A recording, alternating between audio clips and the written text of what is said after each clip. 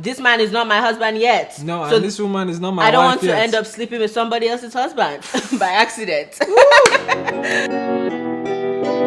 Perfect. Don't idolize the person.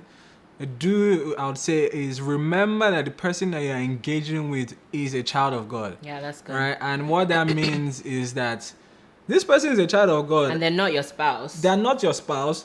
This person is a child of God. So I'm going to respect them. I'm going to respect their body. I'm going to respect their emotions. I'm going to respect their feelings and treat them with care. Yeah.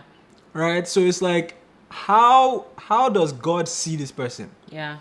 Yeah. And I also think, and I feel like people may be looking for, Do's and don'ts. Do this, or like don't have sex, or da da da. And I feel like lists are easy, but when you're able to take a step back and like put on the mind of Christ, you don't even need a list, because God will he will convict you, right? So we can say don't have sex, don't da da da da, but ultimately don't leave your relationship with the Lord truly, because then the Holy Spirit convicts you of those things. Take on the approach of, as opposed to how much can we do before sinning, think of, I mean, what honors God? What honors God the most? How can I honor God the most, right? So now to answer that bit about is cuddling, holding hands, we actually have a video on this.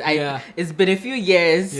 I don't remember. What I would say to this is, like, there are some people, you have to know yourself. Yeah. You have to be humble.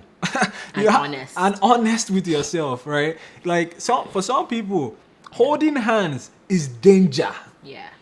Like, that's dangerous. And so for you have to, that's why a relationship with God, walking hand in hand with God, the Holy Spirit would direct you. So it's like, you know that every time I hold these girls' hand, or every time I hold these guys' hand, we always end up just going down this rabbit hole of just sin. Yes. Right?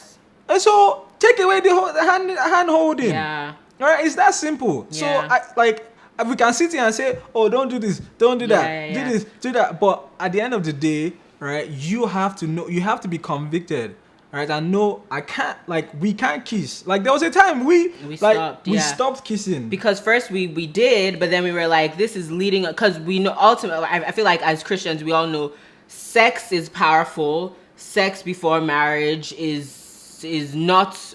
It's not of God. Yeah. Like, sex is for marriage, because sex leads to babies, and procreation is for married people, which is why these days we try and do so much to avoid procreation if you're engaging in sex before marriage. But it's just like, God created this thing for procreation, also for enjoyment within marriage. So if you really begin to sit down and break down, okay, why is it that God made these things the way he did, that it actually makes sense. And then anyway, so yes, there was a point where we did kiss, but then we were like, okay, we actually need to stop doing this, because it's turning us on too much, and it's becoming too hot, too heated, and we know we don't want to dishonor God, right? And we don't want to dishonor each other. We don't want to dishonor each other. And this man is not my husband yet. No, so and this woman is not my wife yet. I don't want to end up sleeping with somebody else's husband by accident.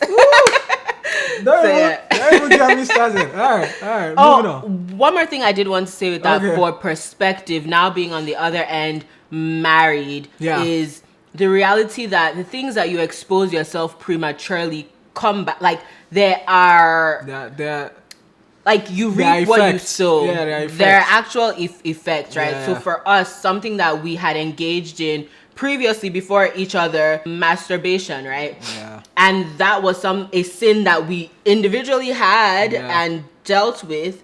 Then finding out in marriage that even for us to now, when we have the permission to engage in sex in marriage, it's feeling dirty and nasty because of all the things that we brought into it. So there are real reasons and real effects. And to be honest, approach it from how holy and pure can I keep myself so that I don't need to deal with all the baggage that it might come with. So that's good.